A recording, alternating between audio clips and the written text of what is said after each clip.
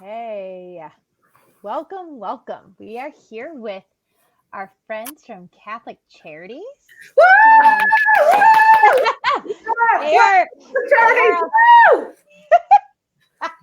They are a fun group. It's always a party when we stop by their office. So it has been kind of sad that we haven't been able to stop in there. So welcome to Giving Tuesday now with the Greater Salina Community Foundation. I'm Megan, and below me, I think, is Chris, and we are on the team at the Community Foundation. And today we've had the pleasure of visiting with lots of different nonprofits throughout Salina and Saline County as we check in with our nonprofit friends and see how things are going and see what else the community can do to support you guys. So, Michelle, will you introduce who you have there in the room with you? Sure. I have Jill Smith with me, and then I have Jeannie Warner, Karen Couch, and Melissa and Kara Ivy. We're all here they're here to give us moral support, I guess. Social distancing. Awesome. And wear our masks that we've been so generously donated. We have a great supporter that's made us all masks. She wanted to make sure we all each had two. Okay, come here. Okay, Megan, what color do we have on for you? Purple. Oh, Here, we're gonna make you guys big for a second. So you can see masks. So they got purple masks. Yeah. Kind of blue, but I was thinking. So I'm a K-State fan. Obviously, I was like, purple. They are bright purple. Jill has. We're all about the purple. I love it. Is that a Power Cat or a Jayhawk? Where? I think it's probably a Jayhawk. Okay. Oh yeah. See, it's purple. Can you see it now? Yes. Oh, those are so That's better. cool. That's awesome. Well, Well, we love your energy and your enthusiasm and your commitment to continuing to work and do great things for the people that you're serving. So Chris is going to ask you guys some questions about what you've got going on over there. Sure. Hopefully the sound is not too bad, so I'll try to keep it short. But I just has landed. No. I guess just give us a general update on how everything's going. What's your day-to-day look like right now? Well, it's definitely different, but I think we're still able to continue. You know, our mission was that we don't want to shut down when people need us most. So we try to look for ways that we could still serve people within the limits that we have and look for ways to do it. I think we've been pretty successful. We had to kind of adapt and do things differently and maybe do a few different things. Like we don't normally serve food out of here, but you know, we served like over 3,700 meals last week. We're kind of done doing meals right now because we were partnering with some other agencies to do that during this time, but things are kind of slowing down a little bit with as far as that goes. Other people are opening up, but that was one of the first things we really looked at, what the needs were, and food seemed to be top of the list. If you were going to Dillon's, you probably knew that, or any the stores.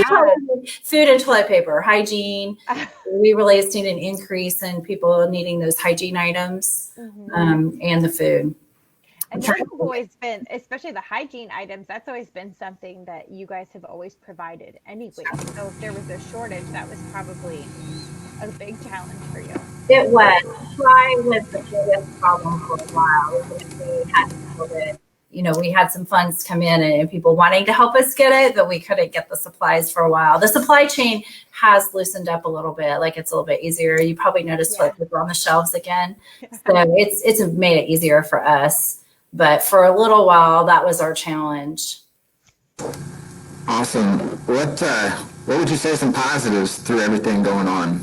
Some positives you guys have seen. I'm sure a lot of it's the people that are willing to help us. Like the ladies who made us, you know, each 2 face masks, and just the positives and the attitude of individuals, and still how caring people are for other individuals during, you know, a crisis like this. How many people step forward to be caring, and how lucky we are to be in a community like Salina, and all of the great agencies that have stepped forward to partner with us. just the partnerships and the really digging in and doing it. And I don't know, Jill's here to share some of the thank yous because Jill does so much of the contact with individuals. She does our street outreach where she goes out to individuals. We had to kind of modify that a little bit, but we're still trying to go out and meet with the individuals who actually are homeless. And then she also does the mobile outreach where she goes out into the communities, other communities, the more rural communities. And she just has some great thank yous that I think are such a positive. And she became a lunch lady last week too. Yeah, when we were doing some of the serving of meals here and drive through, not in the building. We had it in our parking lot, kind of a setup with this parking lot here and distributing them. Jill became a lunch lady a little bit too. Who knew? Yeah. One of the people that we were collaborating with, one of the people we were collaborating with, he's like, have you ever been a lunch lady before? You really know what you're doing. I said, no, but I've been a mom. I've been a grandma for a long time. I've slung a lot of hash. Yeah. It's pretty funny. We did have a lot of people, and we have had a lot of people that are very grateful. When we were doing the last day of the lunch, we got given little presents, which was, a couple little candy bars, popcorn. People were just so grateful. And it was really the most fun when the kids were grateful. We got this little thank you card about how nice it was that we helped them. And this little boy drew a picture of a car. I'll put it up close so you can see it. But And it's like his it's his family, and then it's they're handing out the lunches to him. And he said, thank you for providing meals to me. That was very thoughtful. Love Everett. He's 7 years old. And it was, it was just sweet. I realize, a pandemic is frightening. But sometimes we get to see the fun and grateful side, which really is the very best part, is knowing that we're able to make a difference because we have the donations and the resources that we have needed and that they have needed. And it just really is kind of fun to see those kids smile when they get their little lunch, and it's just really rewarding. And we're lucky to be able to help as many people as we are. Well, you guys are amazing. And that's been kind of a common thread on a lot of our conversations today. We don't want to underplay the seriousness of the situation that we're in. And we know how devastating this is for so many people, but it really also has helped a lot of people refocus and reprioritize. And it's kind of helped humanity come together at the root and realize what's really important. And I think you nailed it there when you said, it's just reconnecting to the joy on the kids' faces. And for that little boy to recognize the generosity and to already know that it's important to say thank you, those kinds of things, this can bring out the best in people if we let it. So that's really cool. We might us, want to be lunch ladies might be the only different people that those kids see all day. Because they have, they come and they have to be in the car and they have to stay in the car.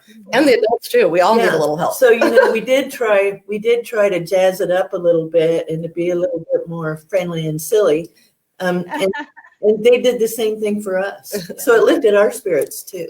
Yes. Oh, that's so cool. I love it. What I was trying to do was to think of ways some of the people and the needs. And one of the things we've struggled with is counseling. We offer counseling services. We're still offering it if you call, but it's more teletherapy. It's not the one-on-one sit down, which a lot of people really, prefer that. But we're trying some support groups to help individuals. Like we have one for parents at home where they can call in. It's a secure line. They go to our website.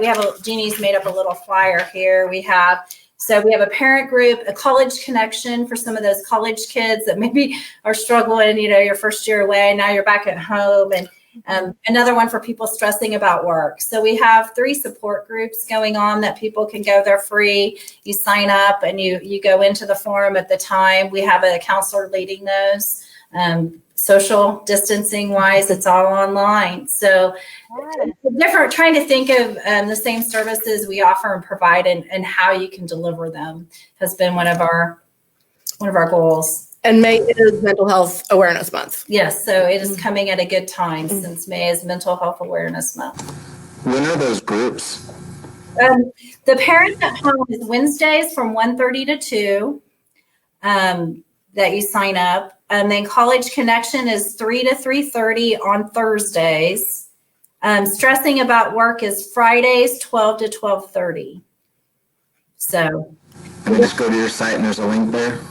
And you go to our website, Jeannie, is Yep. that right? You go to our website and there's a whole sign up sheet. And I'm sure Jeannie will be happy to send you this if you guys want to post this flyer that we've made up. But if you go to www.ccnks.org, which is up Oh, there it is. Good. on the website, you can go to our support groups and sign up. It's free. So we would do more if the need was there. If we had more people, we would look at seeing what we can do about adding those type of groups right now. Does it still sound like I'm in a tunnel? Yeah, Yes. It sounds like you're in NASA. It's possible. Or beat me up, Scotty. I don't know. He's just up on the 8th floor of the United Building. Well, what do you guys see in the future? What challenges do you see lying ahead?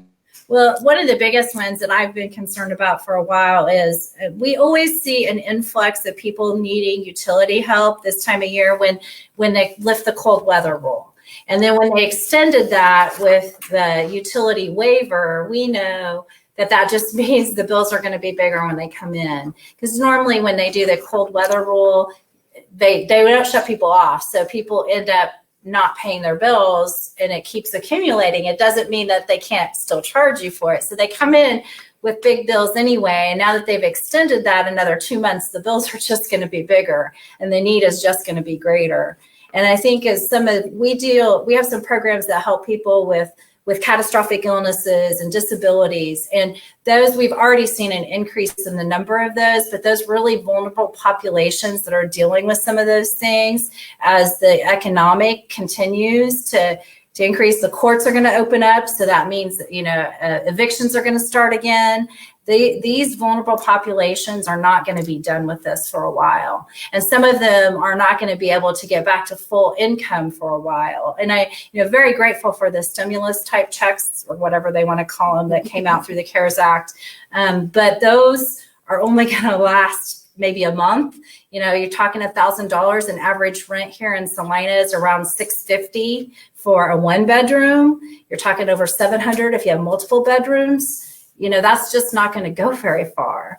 And I don't think they're going to be back to full work, let alone making up that. So I see some of those economic challenges to be further on and be longer lasting than even as we start opening things up and the spread of the disease. I think those economic challenges are going to be with us for, the estimates are 18 months is what some of the wizards of smart and people in the know on finances are saying. I don't know. It's all crystal ball to me, but I do see that challenge really being big for those vulnerable populations. And we're already kind of seeing those numbers. Jill helps with those, so she would know we've seen those numbers really increase already. And I'm afraid for, it's a leap of faith that people will step up on that. But I think the needs are going to be there. Well, and with some of that being said, what can people do to give back to you, both now and in the long term? Well, cash is always king.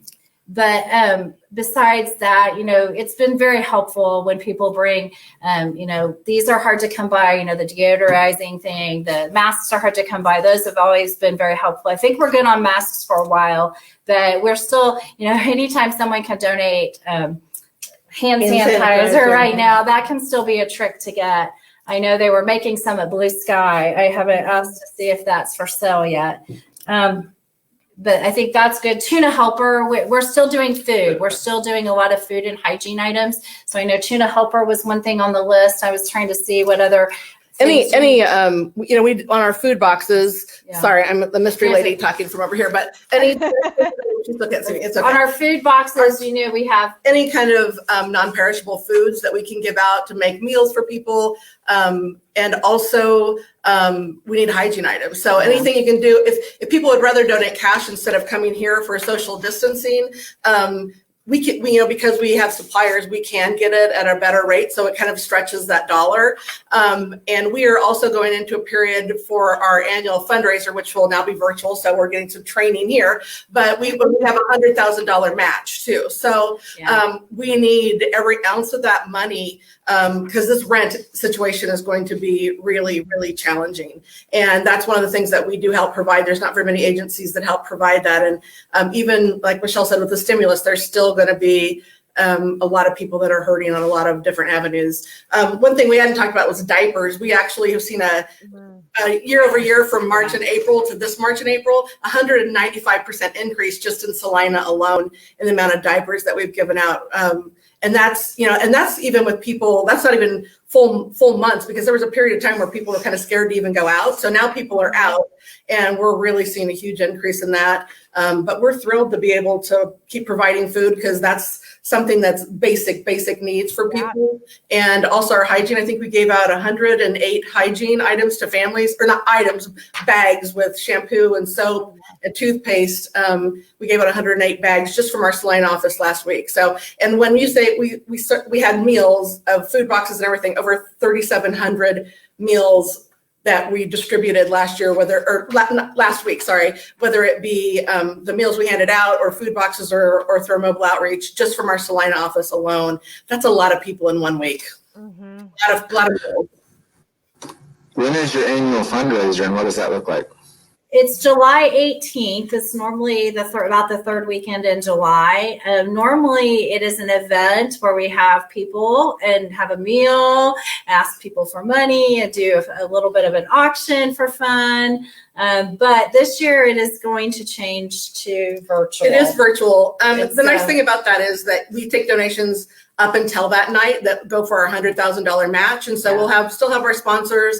We are planning an amazing virtual event that will be fun for everybody to watch on their computer, on their phone, or whatever. And we will still have awesome items so that you can bid on. And we're working on our auction platform right now, but we're still going to get together and we're going to have some fun surprises. And the nice thing is we looked at it like when we're at a facility, maybe we only have 250 people. Now we can really serve we serve all the way to Nebraska border and all the way to the Colorado border and all along above an I-70 all the way to Manhattan. So we can have a lot more people that get to hear our message and find out what we do and what their donations are doing to help people, because more than ever now we are needed. They are needed, and none of this would be possible without our amazing donors. So we are very, very grateful. That's awesome. I can't wait to see what you guys come up with for that. Well, it's fancy. No, I don't know. We're going to have fun. Let's put it that way. We have not learned, though, to do a meal through. I know. I'll brainstorm for that. But I have no doubt that it will be fun because Chris, I think you can agree with me that this was probably the most exciting greeting of a call that we've had today. So, you guys are always so much fun and so energetic. We just love it. Virtual hand sanitizer right there for you. Vanna White. Vanna White. Clean Megan. Oh. That's so cool. Well, we are about out of time. Chris, did you have anything else you wanted to ask before we hop off? No, I will continue my tour through NASA. Okay. Well, ladies, that was amazing. Well, that's what we're hoping does not happen at our annual fundraiser. Like that right there. We're not doing it where you're at, Chris. Well, we can give you some tips on what works and what doesn't work. Okay, that's great. Well, thank you guys so much for doing this. It's been fun. It's been wonderful. And everybody, really fun. If you want to donate, we would greatly appreciate it. We are going to continue here now more than ever, and it's not possible unless the amazing people that have stepped up and continue to step up are there to help us. And thank you guys so much for all the support you give us. Thank you. It's fun. We've had a great time visiting with everybody, and we know that your partnerships with a lot of the other organizations in town, you know, a lot of the work they do wouldn't be possible without you. So it's just so cool to see it all come together. Thank you for hopping on and sharing some, lifting our spirits, I would say, for sure. Well, thank you guys. Thanks. We'll see ya. Bye. Bye. So with that was fun. They're so much fun. There are like 10 people there. I know, it's always a party. Well, they didn't have 10 because I don't think they're allowed to have 10. Or maybe they're allowed to have 5 or 6. But they're just such a fun, exciting group of people who are clearly passionate about what they do. So up next, here in like 8 minutes, we are on with Claire Mullen of the United Way of Salina Area United Way.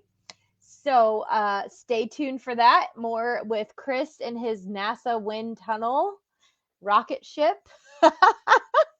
And join us again and give Salina a Facebook group or on the Greater Salina Community Foundation website. We're celebrating Giving Tuesday now, and we will be back very soon. See y'all later.